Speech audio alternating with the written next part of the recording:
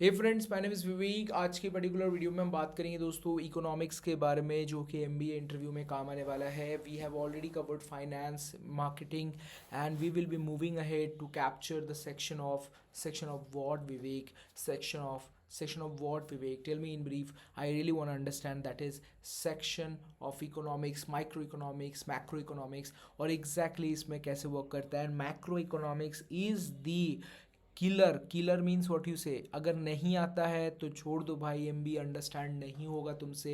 I am giving you the right fact. आपको micro economics आना ही चाहिए, तभी जो है आस्ते आस्ते आपको एम बी ए में भी इंटरेस्ट आएगा and that person will understand कि जो है इंटरव्यूअर कि भाई आप एम बी ए के लिए बने भी हो या नहीं बने हो। ठीक है, सो that is how the market condition. आपने जो इंटरनेट पे सुनते हो कि भाई पैसे बढ़ गए हैं, लोग टेंशन में हैं, लोग जो है कि भाई दूध का दाम बढ़ा दिया है, ले गवर्नमेंट को नमा देते हैं ऊपर से नीचे, ले डंडा बजाते हैं उसके पीछे। तो ये सारी जो चीज़ें होती हैं वो क्यों काम करती हैं, एग्जैक्टली कैसे होता है, what is GDP, what is GNP, ये सब माइक्रो इकोनॉमिक्स के अंदर आता है। मार्केटिंग फाइनेंस का वीडियोस नहीं देखा, ज़रूर जाके देखें। और कैसे इंटरव्यू में अपने आप को रखना है उसका वीडियो भी देखें। This is a play list which is going on. 5 से 6 वीडियोज़ होंगे इसके अंदर, and if you really watch all those videos, interview के लिए आप तैयार हो जाएंगे। आपने नहीं देखा उस वीडियो को, ज़रूर जाके चेकआउट करें। Let's deep dive into this particular topic. हम बात करते हैं इसके बारे में। I am here, I am recording this video, I have already recorded the all the sections and now it's talk about economics. ठीक है, सबसे पहले there are two types of economics, one is micro economics and one is macro economics. We will first talk about micro economics, जो कि आपका first year में होगा। जब भी किसी भी प्रोडक्ट की बात आती है, the product is divided into supply and demand. Exactly अगर आज के दिन मैं आपको एग्जाम्पल में देता हूँ, आप मुझे बताइए, आप एक पेपर और पेन लेके अपने ऊपर में लिखिए या फिर माथे से मुझे बताइए, अभी क्या होता है कि सोप के कंपनी में डिटॉल है, डव है, या फिर हम बात करते हैं जो छोटी छोटी कंपनीज हैं, अभी क्या होता है अचानक से जो है सोप बहुत ज़्यादा मैन्युफैक्चर होने लगता है, बिकॉज द रॉ मटेरियल का जो प्राइस, एग्जाम्पल में लेते हैं, रॉ मटेरियल का जो प्राइस है वो बहुत ज़्यादा कम गया है।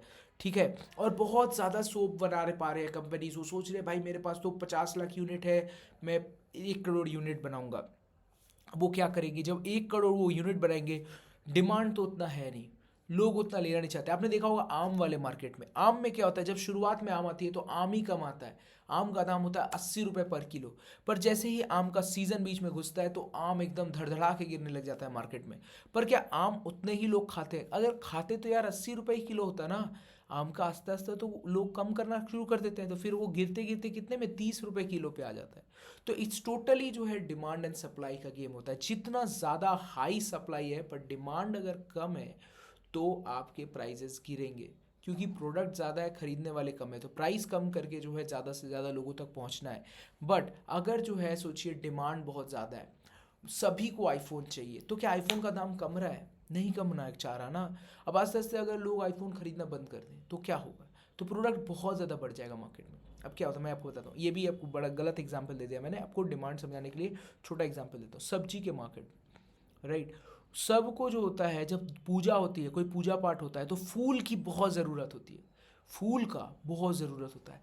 और फूल वाले सुबह सुबह दौड़ते हैं कि मुझे भाई फूल चाहिए, पर वो जितना भी फूल लेके आए मार्केट के लिए उस दिन कम होता है, तो क्या करते हैं वो 15 रुपए वाली फूल को 20 रुपए 25 रुपए में बेचते हैं। सच बात है कि नहीं, आप मुझे बताइए। कोई भी हो, गरीब अमीर जो भी हो, पूजा पाठ तो सभी करता है, तो कोई भी तरीके का पूजा पाठ करे, फूल की दाम बढ़ जाती है एग्जाम उसके दिन, तो वो होता है डिमांड बहुत हाई है, सप्लाई लिमिटेड है।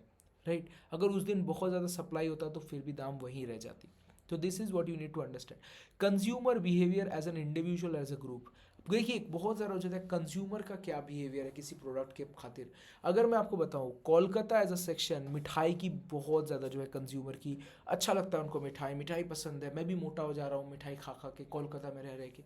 बट क्या वही मिठाई अगर मैं सेक्शन वाइज डिफरेंट कर दूँ, जहाँ आंध्र प्रदेश की बात करूँ या कुछ ऐसी ऐसी जगह पर जहाँ पर मिठाई का उतना क्रेज़ नहीं है, सो वहाँ पर जो है आस्ते आस्ते उस चीज़ का ग्रुप, वो जो ग्रुप वाइज जो है कंज्यूमर का बिहेवियर चेंज हो जाता है। लोकेशन वाइज, डेमोग्राफिक्स वाइज, लड़कियों को जो ज़्यादा चीज़ें पसंद है लड़कों को नहीं पसंद है। किसी लोकेलिटी में सोचिए, हरियाणा जैसी लोकेलिटी, लड़कियां दिख ही नहीं रही दूर दूर तक गलियों में, तो वहाँ पर जो थोड़ी है लड़कियों का प्रोडक्ट बिकेगा, तो वो have to understand in that section as well. Demand for service and labour. अब देखिए मैं आपको बताता हूँ अभी होता क्या है कि सोचिए जो मिनिमम वेज होता है कंपनी का, मैं एग्जांपल में आपको देता हूँ कि गवर्नमेंट आज के दिन 500 रुपये बोलिए कि हर दिन आदमी को चाहिए, कंपनी बोल रही है ठीक है मैं तो दूंगा अभी लेबर यूनियन आता है, लेबर यूनियन आके बोलता है देख भाई मेरे लोकेलिटी में काम करना चाहता है ना तो तेरे को 800 रुपये पर एम्प्लॉय को देना पड़ेगा पर दिन। अब कंपनी क्या सोचेगी, कंपनी ये सोचेगी कि जो है भाई कि 800 रुपये देने पड़ेंगे यार, तो मैं क्या करेगा, मैं क्या करूँगा कि उत्तराखंड में मेरी ये एक फैक्ट्री थी, मैं आस्ते आस्ते उत्तराखंड की फैक्ट्री बेचूंगा, कलकत्ता आ जाऊँगा। ममता दीदी बोलेगी कि भाई मेरे को सिर्फ 300 रुपये में दो, तो हम 300 रुपये में करेंगे। हमको तो लॉन्ग टर्म प्रॉफिट है ना, हम तो लोगों को कम पैसे में कराना चाहते हैं। तो मिनिमम वेज भी जो है वो कैसे डिमांड करता है, service and demand of labour के ऊपर डिपेंड करता है। तो ये सारी चीज़ें आपको समझने की ज़रूरत है कि जो मिनिमम वेज होता है, मार्केट में जो कंडीशंस होती हैं जो कि गवर्नमेंट सेट करता है, एक एक जो छोटी चीज़ें जैसे बैंगलोर में, वहाँ पर जो है मिनिमम वेज ज़्यादा सेट किया गया है क्योंकि उनको पता है कि भाई यहाँ पर खाना पीना नहीं खा सकते अगर बंदे जो है इतना पैसा नहीं कमाते तो। So that is what you need to understand as per the market year. और बहुत बात करें इकोनॉमिक्स के ऊपर कि आपको कैसे एमबीए स्टूडेंट के ऊपर एग्जैक्टली छोटी छोटी प्राइस का चेंज, इनकम इफेक्ट क्या होता है। अभी देखिए इनकम इफेक्ट, आप 2 कपड़े खरीदते थे और 2 किलो चावल खाते थे पूरा महीना चलाने के, एक दिन को चलाने के लिए एग्जाम्पल में, 2 किलो चावल, दो कपड़े, राइट। अब क्या होता है कि अचानक से जो है चावल का दाम बढ़ जाता है बट आपकी इनकम नहीं बढ़ रही है, चावल का दाम बढ़ जाता है, तो आप क्या करेंगे। अब आप अपने आप को खुश रखने के लिए चावल 1.5 किलो लेंगे, 3 कपड़े ले लेंगे क्योंकि उस कपड़े का दाम तो वही है, राइट। तो जरा सा वो चेंजेस जो होता है वो मार्जिनल यूटिलिटी कहते हैं उसको, तो वो भी आपको समझने की ज़रूरत है। डिफरेंट कंपोनेंट्स ऑफ जो है माइक्रो इकोनॉमिक्स, वो जो है आपको इसका आपका इंटरनेट पे देखना है। Market demand and supply, market में कैसे डिमांड है सप्लाई है, कंज्यूमर बिहेवियर्स कैसे डिफरेंट है, producers and are driven by individual preference. Exactly market जो है दोस्तों, जो भी अच्छा मार्केटियर बनना चाहता है, मार्केट में रहना चाहता है, उसको एक चीज़ समझने की ज़रूरत है। कुछ कंपनीज होती हैं जो कि पुल मार्केट यूज़ करती हैं, कुछ होती है पुश मार्केट। पुश मार्केट क्या होता है, अभी आईफोन जो है पुश मार्केट है, पहले पहले उन्होंने स्मार्ट स्क्रीन निकाला, ये निकाला वो निकाला, और जो है बोला कि देख भाई मैंने ये कमाल का चीज़ बनाया, लूले खरीदेगा, तू लोग खरीदेगा, इसको करने पुश कर रहे हैं मार्केट। पुल मार्केट क्या था, एग्जैक्टली वो देख रहे हैं भाई कि जो है कि ये मार्केट जो है ये चीज़ अब पसंद कर रहा है, ठंडे का टाइम आ रहा है, हमको जो है ये चाहिए, क्या बोलते हैं, ठंडे का टाइम आ रहा है, राइट, तो हमें स्वेटर्स चाहिए। तो वो जो है एक तरीके से कर रहे हैं कि जो है ऐसे ऐसे चीज़ें, लड़कियों को ये वाला डिज़ाइन मार्केट में पसंद आ रहा है तो अब वो वाले डिज़ाइंस के कपड़े बनाते हैं। तो वो सारी चीज़ें जो होती हैं वो, और अगर मैं वर्ड्स में कंफ्यूज हो रहा है तो पार्डन मी, मैं हो सकता है मिस्टेक कर रहा हूँ। यहाँ पर हम बात करते हैं कंज्यूमर बिहेवियर्स, प्रोड्यूसर्स, जो है मार्केट स्पेसिफिक लेबर मार्केट्स। सो राइट, यहाँ पर डिमांड, लेबर, वेज का डिटर्मिनेशन, जैसे कि मैंने पहले समझाया था, बेसिक कॉन्सेप्ट में है इंसेंटिव्स एंड बिहेवियर। जो इंसेंटिव्स क्या होते हैं फर्म्स में और उसके बिहेवियर कैसा करके रिफ्लिकेट करता है, you have to understand that. Utility का थ्योरी मैंने आपको बताया था कि मार्जिनल यूटिलिटी होती है। यूटिलिटी का मतलब होता है हम लोग कितना अपने पास रखना चाहते हैं सो दैट कि we can be happy, our family can be happy. ये consumer will choose and purchase and consume combination of goods that will maximise their happiness. Happiness, utility का सिंपल मतलब होता है हैप्पीनेस।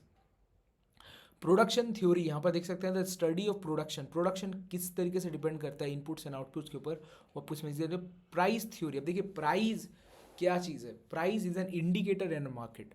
प्राइस जब चीज़ें बढ़ने लग जाती हैं, जब देखिए लोअर मार्केट में जब प्याज होता है, प्याज अगर बिक रहा है ना और अचानक से लोगों का भूख बढ़ गया, प्याज कम आने लग गई है, तो क्या होता है ना, असल से देखिएगा दुकानदार देखता है सुबह से आ रहे हैं भाई, बैठे हैं 50 किलो प्याज लेकर, आज तो कस्टमर ज़्यादा ही आ गया, तो मेरा तो माल ही ख़त्म हो गया जल्दी से। मैं जो 4 बजे दुकान बंद करता था, मैं अपनी दुकान आज 2 बजे बंद कर देता हूँ। तो मैं तो कल 5 बजे बैठना चाहूँगा, तो काम करूँगा क्या, मैं कल जो है 70 किलो प्याज ले के आऊँगा, राइट। कोई भी आदमी सोचेगा कि मैं ज़्यादा पैसा कमाना चाहता हूँ, मैं 70 किलो प्याज, पर ऐसा तो सभी दुकानदार समझेंगे। वो जाएंगे जब मंडी में बोलेंगे कि भाई मेरे को आज ज़्यादा चाहिए, तो मंडी में जब वो 4 बजे सब एक साथ जाते हैं और बोलते हैं ज़्यादा चाहिए, तो वो जो ऊपर में बैठा रहता है जो मंडी का माल सब पता है साला आज तो सब ज़्यादा चाहिए भाई, माल जल्दी ख़त्म हो रहा है, तो आखिरी वाला माल जो होगा, पहले तो वो 500 रुपये करके बोरा बेच रहा था, पर अभी वो बोलेगा कि मैं 700 रुपये बोरा लूँगा, तुझे लेना है तो तू ले। लेने वाले खड़े हैं तो वो सोचेगा भाई मैं भी ले लेता हूँ, ले लेते हैं। अब क्या करते हैं, 500 रुपये सुबह वाला वो तो शुरू करता है वही सेम 20 रुपये किलो बेचना, बट बगल वाला जो आदमी होता है वो देखता है कि नहीं, वो क्या करता है 30 रुपये बेच रहा है क्योंकि वो 700 रुपये में खरीद के लाया। तो ये सोचता है यार 30 रुपये में लोग खरीदे तो मेरे से भी खरीदेंगे, तो 30 रुपये ये भी सेट कर लेता है, ये ज़्यादा प्रॉफिट करता है। तो प्राइस जो होता है ना वो मार्केट को बताता है कि एग्जैक्टली में क्या डिमांड है, क्या सप्लाई है। ऐसा ही आपने देखा होगा ट्रेडिंग के अंदर, जब एक स्टॉक में लोग कूद पड़ते हैं तो स्टॉक का प्राइस उठ जाता है, क्योंकि एक एक के ऊपर दिख रहे हैं कि मैं ज़्यादा पैसा भी देना चाहता हूँ कि सो दैट कि मुझे प्याज मिल जाए। तो ये जो है मार्केट को डिफाइन करता है। नाउ वी टॉक अबाउट कि प्राइस इंडिकेटर हमने समझा व्हाट इज मैक्रो इकोनॉमिक्स, और इसके ऊपर आपको खुद से बहुत ज़्यादा पढ़ने की ज़रूरत है। First you need to understand what is the law of demand, law of supply, equilibrium price क्या होता है, ये जो अपने ग्राफ देख रहे हो। इसके बाद आपको you have to understand one more good thing about economics, that is GDP, GNP. GDP क्या होता है, ठीक है, ग्रॉस डोमेस्टिक जो है ये, और फिर जो है जीएनपी आपको समझने की ज़रूरत है एग्जैक्टली कैसे अनएम्प्लॉयमेंट कैलकुलेट होता है, इन्फ्लेशन रेट कैसे कैलकुलेट होता है, इसके बारे में आपको छोटी छोटी चीज़ें देखनी है। You have to write this कि आपको ये सारी चीज़ें समझ में आनी चाहिए। So now we talk about कि एक माइक्रो इकोनॉमिक्स में क्या चीज़ें डिस्कस होती है, ओवरऑल ग्रोथ क्या होता है कंट्री का, इन्फ्लेशन रेट, अनएम्प्लॉयमेंट कितना बढ़ रहा है, और ये सब्जेक्ट मेरा कंप्लीट नहीं हुआ है, so I am not so good with it. So अगर आप फिर भी हो तो अब देखें ग्लोबलाइजेशन, इंटरनेशनल ट्रेड्स में क्या डिफरेंस होता है, ये सारी छोटी छोटी चीज़ें हैं, but you have to understand 2 और 3 things, GNP, GDP, reserve bank of India, money कैसे कंट्रोल होता है, अनएम्प्लॉयमेंट, ये सारी छोटी छोटी चीज़ें। देखिए यहाँ पर different components of macro economics होता है, अनएम्प्लॉयमेंट, इन्फ्लेशन एंड जो है national output. Law of demand आप ये देख सकते हो, law of demand holds that demands of the product changes inversely with price. ये चीज़ आपको समझनी है, what is law of demand. जितना ज़्यादा प्राइस बढ़ता जाता है लोग उसके पीछे कम लगना शुरू हो जाते हैं। जैसे प्राइस पोर्शे का सबसे ज़्यादा है, भाई कितना आदमी होगा कोलकाता में जो कि फरारी खरीद सके, 15, 20, 100, इससे ज़्यादा तो नहीं होगा ना। बट अगर हम बात करते हैं टाटा की, टाटा एक्सयूवी 20 लाख का है, 500, 10,000, 15,000, इतने लोग खरीद लेंगे इस गाड़ी को, बहुत ज़्यादा लोग। सो वो जो होता है प्राइस के ऊपर डिपेंड करता है कि कैसा जो है लॉ ऑफ डिमांड है। लॉ ऑफ सप्लाई देख सकते हैं, law of supply relates price changes for the product. ज़्यादा सप्लाई आ जाता है मार्केट में तो प्राइस कमेगा, जैसे पहले डिस्कस किया था।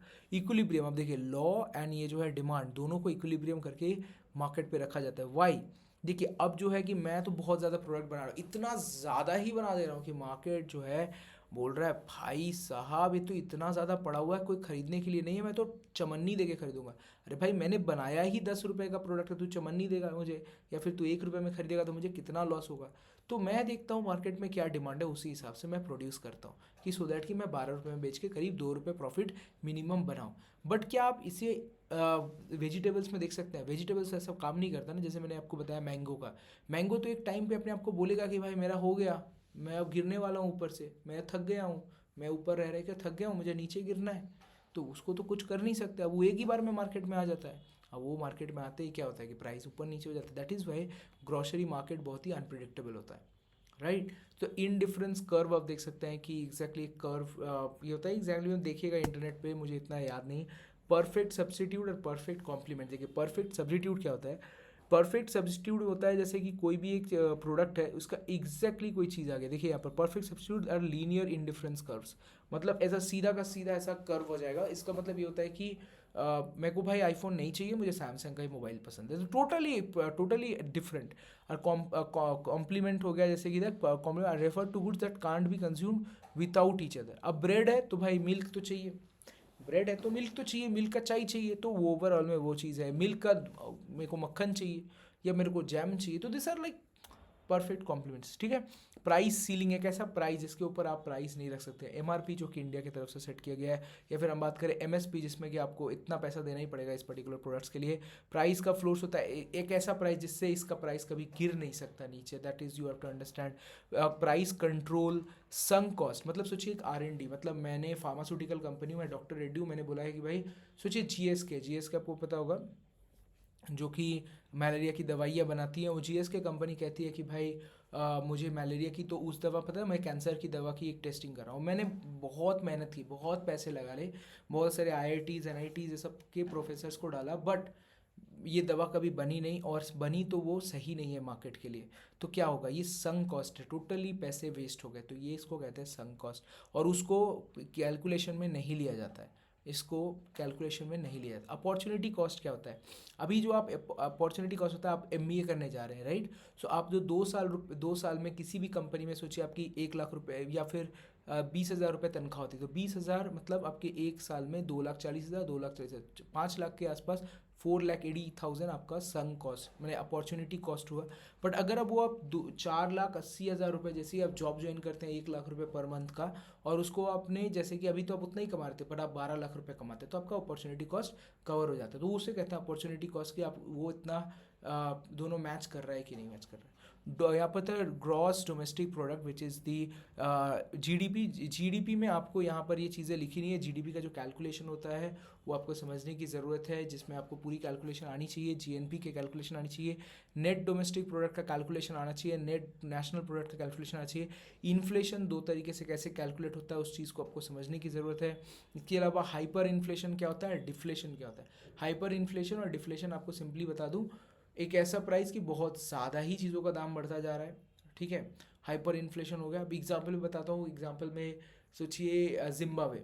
जिम्बाब्वे ने क्या किया, मतलब बोला कि भाई पैसे नहीं है, अरे कोई नहीं, अपने पास प्रिंटिंग मशीन है, पैसे छाप।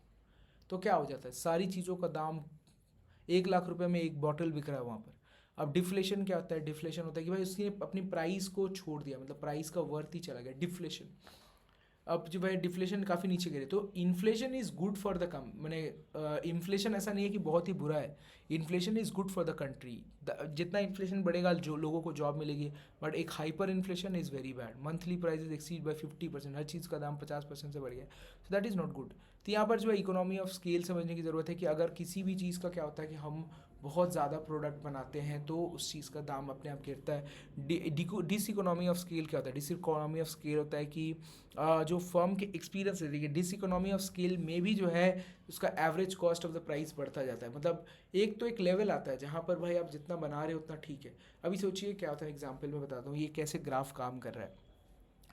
आपने सोप बनाने की कंपनी बनाई, तो वहाँ पर जो है आपने बोला कि भाई आप 1 लाख सोप बनाते हो इस कंपनी में, और इस कंपनी का जो कैपेसिटी है, जो नया वेयर हाउस ने जो बनाने का मैन्युफैक्चरिंग यूनिट लिया है, वो 50 लाख तक बना सकते हैं। तो आप 1 लाख बना रहे, तो आप तो 50 लाख की जगह को यूज़ कर रहे हैं।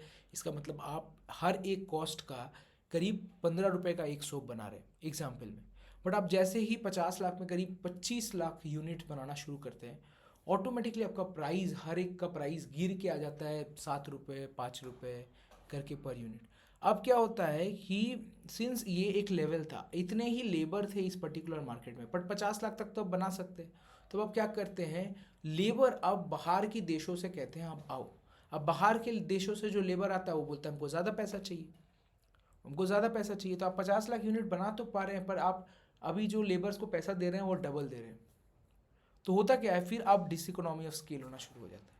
या फिर आप क्या करते हैं, आपकी 20 लाख बनाने की क्षमता थी, अब 20 लाख तो इस फैक्ट्री में बना रहे, आपने नई फैक्ट्री रेंट पे ले ली, आपको ज़्यादा पैसे चाहिए। तो वो एक लेवल होता है जिसके बाद आप डिस इकोनॉमी ऑफ स्केल की तरफ मूव करने लग जाते हैं। सो वो आपको समझने की ज़रूरत है। And per unit cost of the product gate increase. तो 7 रुपये तो एक ऐसा लेवल था जो कि बीच का था और फिर बढ़ने लगा। इसके अलावा जीएसटी समझिए, व्हाट इज़ दूसरी चीज़ें जो होती हैं, वो सारी छोटी छोटी चीज़ें आपको समझने की ज़रूरत है। और मैंने आपको बहुत ज़्यादा चीज़ें बताई। What is the exactly difference, एक माइक्रो इकोनॉमिक्स, एक मैंने क्या बताया, अंदर से चीज़ों को समझते हैं। Macro economics growth perspective of India को ऊपर से देखते हैं। What is the difference, success failure GST का था कि नहीं, और छोटी छोटी चीज़ें इन्फ्लेशन डिफ्लेशन के बारे में। आरबीआई का जो है रेपो रेट कितना है, उसके बाद जो है बैंक का रिवर्स रेपो रेट कितना है, बैंकिंग कैसे पैसा कमाती है, बैंक सिर्फ इंटरेस्ट पे ही रन करती है और उसी से अपने आप को कैसे करके सर्वाइव कर रखी है। एक तरीके का होता है, मैं आपको बताता हूँ, जैसे बैंक में अगर आप एक रेट होता है कि बैंक में इतना पैसा फिक्स रखना ज़रूरी है, तो वो जो अब मैं एग्जाम्पल कहता था, इनकम फिक्स ऐसा कुछ रहता है कुछ तो बैंक उस पैसे को वापस से मार्केट में डाल देती है। तो अभी सोचिए आपने बैंक में 1 लाख रुपए डाला, बैंक बोलती है हम 20,000 रुपये रखते हैं, और 80,000 रुपये मार्केट में लोन दे देती है, तो वो मार्केट में वापस चले गया। बट आपको तो दिख रहा अभी भी आपके पास 1 लाख रुपये रखा हुआ है, तो वो 80,000 गया मार्केट में। फिर वो 80,000 क्या करेगा, फिर वो किसी आदमी ने किसी और बैंक में डाल दिया 80,000। फिर वो बैंक वाला सोचता है अरे 80,000 तो आ गया है, तो फिर वो क्या करती है, 80,000 का 20% रख लेती है, 16,000, और फिर जो है वो सारा का सारा जो है अमाउंट 64,000 मार्केट में रख देती है। तो क्या था, मार्केट में तो पैसा घूरता जा रहा है। And if you take it an example, 1/, जो आपका इंटरेस्ट मतलब 20% में बता रहा था, राइट। तो 1 लाख रुपए जो आप डालते हैं उसका 1/5 मतलब 5 लाख रुपए मार्केट में सर्कुलेट की जा रही है। सो वो आप कैसे करके बैंकिंग इसमें पैसा कमाती है। मार्केट में पैसा बढ़ नहीं रहा है, but the market is on with 5 lakh rupees. तो ये बहुत ही एक बड़ा सा स्ट्रेट कॉन्सेप्ट होता है जो कि मतलब आता है माइक्रो इकोनॉमिक्स में, and you have to understand this macro economics very well. So that was this particular video. So आपको ये वीडियो पसंद आया तो सही है, and might be like I am student yet, see guys I am not a well diverse teacher, but मुझे ये बनाने का इसलिए शौक था because someway or the other I find कि no one in the internet has a very good मैंने क्या बोलते हैं पढ़ाने वाला कोई चीज़ है ही नहीं, मतलब really I don't like it. So that is why this might be helpful, and कहीं ना कहीं this might be good for you guys as well. मगर दोस्तों वीडियो पसंद आए तो सिंपल एक काम करना, शेयर करना उन दोस्तों के संग जिसको इसकी ज़रूरत है, राइट। और अगर आप नहीं कर रहे हो तो आप सही कर रहे हो कि मैं तो बोल रहा हूँ सही कर रहे हो कि आप शेयर नहीं कर रहे हो, क्योंकि आप नहीं चाहते कि आपके दोस्त इससे निकल जाए। बट मेरे बारे में सोचिए कि मैं जो बनाने का मोटिवेशन है, I will lose my motivation, right. So आप इसको शेयर करें, एक लाइक एंड सब्सक्राइब कर दें, और क्या कर सकते हैं मतलब, राइट। तब तो मिलते हैं नेक्स्ट वीडियो, कहते हैं आपको अलविदा, बाय दोस्तों।